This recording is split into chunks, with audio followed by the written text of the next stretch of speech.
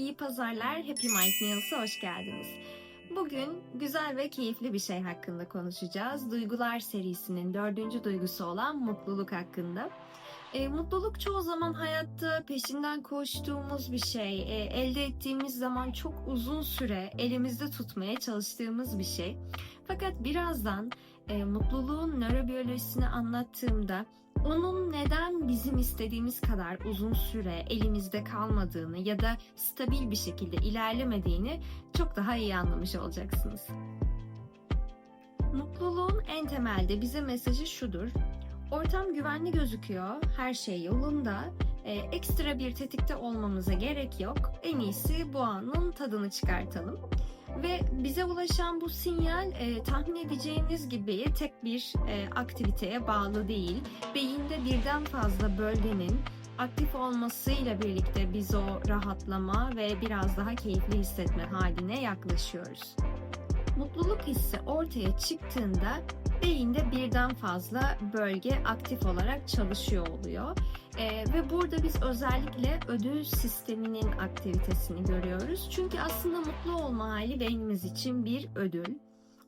Belirli bölgelerde dopamin salınımı artmaya başlıyor. Yavaş ve kontrollü bir şekilde. Ve biz o duruma dair o dopamin salınımıyla eş zamanlı olarak durumun duygusunu, özelliklerini, düşüncelerini beynimizde işlemeye başlıyoruz. Ve aynı zamanda hafızamıza da kaydediyoruz. Bu da şuna sebep oluyor. Biz o olayın üzerinden zaman geçtikten sonra bile o günü, o durumu, o şeyi, bizi mutlu eden şeyi hatırladığımızda yine aynı şekil bir mutluluk haline kavuşabiliyoruz. Kolaylıkla tebessüm ederek hatırlayabiliyoruz o süreci. Bu da bize aslında bağımlılıkla diğer durumların, diğer yaşam olaylarının yarattığı mutluluk arasındaki farkı gösteriyor. Çünkü bağımlılık söz konusu olduğunda evet yine beynimizde ödül sistemimiz aktif olarak çalışıyor. Fakat burada dopamin salınımı çok şiddetliyken ve aynı zamanda bizim mantık, muhakeme, düşünce işleme bölgemiz olan prefrontal korteksin aktivitesi deforme olduğundan biz o mutluluk haline ancak bağımlılık yapıcı unsur varlığında ulaşabiliyoruz. Ama sağlıklı bir mutluluk yaşadığımız zaman bunu o uyarının kendisi olmadan mesela sizi çok mutlu eden bir yere gittiniz ve sonrasında o gittiğiniz yerle ilgili bir şey düşünüyorsunuz. O mutluluk hissini tekrar deneyimlemeniz için sizin fiziksel olarak o ortamda bulunmanıza gerek kalmıyor. Tekrar hatırlayıp tekrar mutlu olabiliyorsunuz.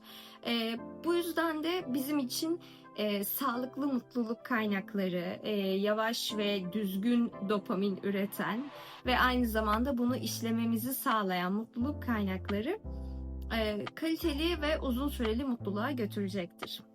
Peki mutluluk hali neden kısa sürüyor? Neden saatlerce çok şiddetli seviyelerde mutlu kalamıyoruz?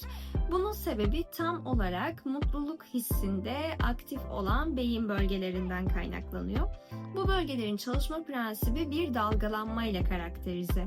Yani bizi mutlu eden o hal, o durum başladığında belirli nörotransmitter seviyelerimiz artmaya başlıyor. Ancak bir süre sonra bu seviyeler azalmaya ve eski haline dönmeye devam ediyor. Bu da bize aslında sağlıklı bir çalışma mekanizmasını gösteriyor. Çünkü beyniniz bir şeye odaklandığı zaman ona yönelik bir aktivite sergileyecek. Fakat hayatınız sürekli o duygu etrafında şekillenmediği için ya da o şartlar altında kalamadığı için bir şekilde o nötr haline geri dönebilmesi lazım ki sizin için başka duygulara, başka düşüncelere yer açılabilsin. Mutluluğu büyüten, besleyen şey nedir diye baktığımızda ise aslında tüm olayın kendi içimizde başladığını görüyoruz. Çünkü Mutlu olma haline ulaşmak için evet bazen bir şeylerin olması gerekir, bir şeylerin değişmesi gerekir. Yani somut bir şekilde sizin duyularınızın bunu algılaması gerekir ama mutluluğun çok büyük kısmı aslında düşüncesel boyutta gerçekleşiyor. Yani bu şu demek, siz çok sıradan ve rutin bir anınızdayken bile bir şeye sizi mutlu ediyor gözüyle bakarsanız o şey sizi bir aşamadan sonra mutlu etmeye başlar. Bu yüzden de mutluluk halinde bizim düşüncelerimizi sanki bir hamur yoğuruyormuş gibi yoğurmamız, şekillendirmemiz çok kıymetli. Bu beceriyi bir anda kazanabiliyor muyuz? Bence hayır. Ve hayatın bazı dönemleri oluyor ki gerçekten de sizin neyi mutlu ediyor, neyi mutsuz ediyor bunu o kadar kolay ayırt edemeyebiliyorsunuz. Ya da başka duygularla o kadar yoğunsunuz ki bir şekilde o beyninizin nötr haline geri dönemiyorsunuz ve mutlu olma halini deneyimleyemiyorsunuz. Bu yüzden mutluluk için kesinlikle neyi nasıl düşündüğünüz, onlara nasıl zeminler yarattığınız çok önemli. Bu sizi daha uzun süre ve daha büyük mutluluk seviyeleriyle bir araya getirme fırsatı yaratacaktır. Tıpkı diğer duygularda olduğu gibi mutluluk içinde farkındalık taşımamız çok önemli. Bunu belki günlük hayat pratiğinizde deneyimleyebilirsiniz. Sizi farkında olmadığınız halde neyi mutlu ediyor, neyi konforlu ve güvende hissettiriyor. Bunlara birazcık böyle odaklanmak, zaman ayırmak sizin hem mutluluk deneyimleme kalitenizi hem sürenizi iyileştirebilir diye düşünüyorum. Ve tabii ki mutluluğun belirli dalgalanmalarla ortaya çıktığını gördüğümüze göre belki kendimize şöyle bir şey de söyleyebiliriz. Mutluluk ulaşmamız gereken nihai bir hedef değil.